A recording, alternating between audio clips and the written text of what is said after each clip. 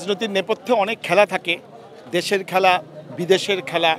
তারা দেখতে পেয়েছে জাতীয় পার্টির একটা বিশাল ভোট ব্যাংক আছে। তো জাতীয় পার্টি মাঠে থাকলে তাদের জন্য তাদের স্বপ্ন হয়তো বাস্তবায়িত হবে না। তো জাতীয় পার্টিকে নিষ্ক্রিয় করতে পারলে বিভিন্নভাবে আমাদেরকে ভ্যান্ডালিজম, মব ভায়োলেন্সের মাধ্যমে যদি আমাদের কর্মকাণ্ড ব্যাহত করতে পারে, তাহলে তারা তাদের কাঙ্ক্ষিত লক্ষ্য পূরণ করতে পারবে বলে ধারণা করছে। কিন্তু জাতীয় পার্টি এটা একটা প্রায় 40 বছরের পুরনো দল, 9 বছরের সফল কার্যক্রম করার ইতিহাস আছে। আমরা জাতীয় পার্টির আদর্শে যারা বিশ্বাসী, আমাদের শেষ রক্তবিন্দু থাকতেও দেশের জন্য, মানুষের জন্য, সুস্থ বোধসম্পন্ন মানুষের জন্য আমরা লড়াই সংগ্রাম করে যাব।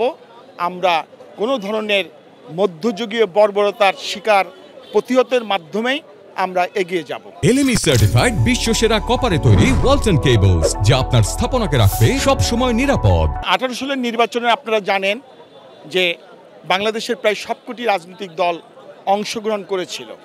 আমরা একসময় মহাজোটে ছিলাম, এটা তো সত্য।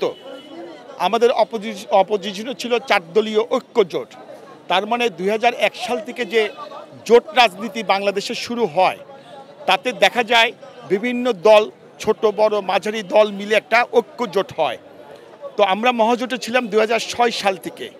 2009 সালে আমরা মহাজোটের অংশীদার হিসেবে মন্ত্রিত্ব নিয়েছিলাম। 2014 সালে আমাদের একটা অংশ নির্বাচন বয়কট করেছিল। রওশন এরশাদের নেতৃত্বে আরেকটি অংশ নির্বাচনে অংশগ্রহণ করে এবং তখনও মন্ত্রিত্ব আমাদের নেওয়া হয়।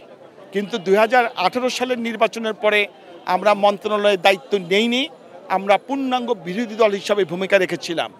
24 সালেও সেই একই ঘটনা। নির্বাচন করা তো কোনো অপরাধ না। আমরা 18 সাল পর্যন্ত যেহেতু আমরা মহাজোটের অংশীদার হিসাবে, সরকারের অংশীদার হিসাবে আমরা আমাদের দল ভূমিকা রেখেছিল, সেই কারণে তাদের মনে এখনও ধারণা 18 সালের আগের চিত্রতেই তারা এখনও ধারণা প্রসূত হয়ে তারা এখনও আমাদেরকে দোষী হিসাবে আখ্যায়িত করে।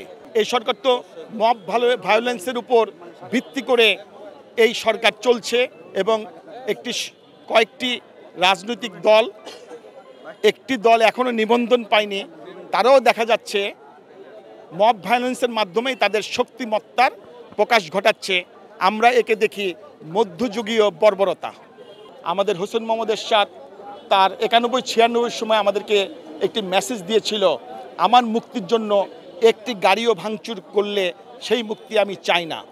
জাতীয় পার্টিতে কোনো ধরনের সন্ত্রাসী নেই, চাঁদাবাজ নেই, জমি দখলকারী নেই। আমাদের মধ্যে এই ধরনের কোনো নেগেটিভ কর্মকাণ্ডর কোনো একটি লোক সারা দেশে আছে এরকম কেউ বলতে পারবে না।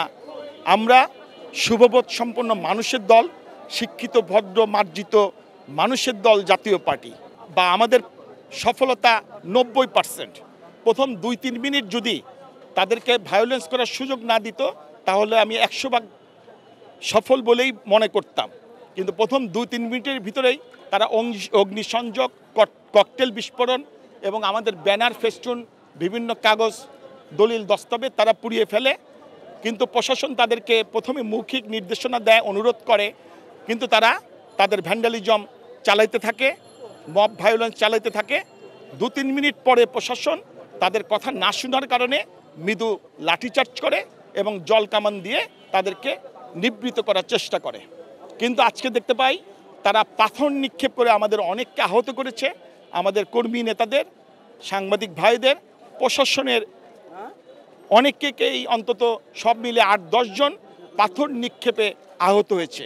আমরা এর আগে দেখেছি তারা ইট পাটকেল পিকেটিংয়ের সময় ব্যবহার করত, কিন্তু আজকে একটা নবরূপ দেখতে পেলাম, তারা পাথর দ্বারা আঘাত। ওই যে আমি বললাম প্রথমেই যে মধ্যযুগীয় বর্বরতার সাথেই এটা তুলনা করা যেতে পারে। আধুনিক সভ্য সমাজে এর কোনো স্থান দেওয়ার কোনো সুযোগ নেই। আমি সকলের প্রতি উদাত্ত আহ্বান জানাবো, আপনাদের শুভবোধ জাগ্রত হোক, আপনাদের পৈশাসিকতা, আপনাদের যে একটি মানুষের যে নেগেটিভ দিক থাকে তা যাতে দমন করে, পশুত্বকে দমন করে আপনারা যাতে ধর্মের আলোকে, সভ্যতার দোহায়ে আপনারা যাতে আপনাদের কর্মকাণ্ড পজিটিভ কর্মকাণ্ডের মাধ্যমেই দেশের মানুষের মন পাওয়ার চেষ্টা করবেন। আপনারা হিংস্র অথবা পশুত্বের মাধ্যমে কর্মকাণ্ড চালালে আপনার জনগণ থেকে দিনকে দিন বিচ্ছিন্ন হয়ে পড়বেন। খবরের কাগজ, নিখাত, নির্ভীক, নিরপেক্ষ।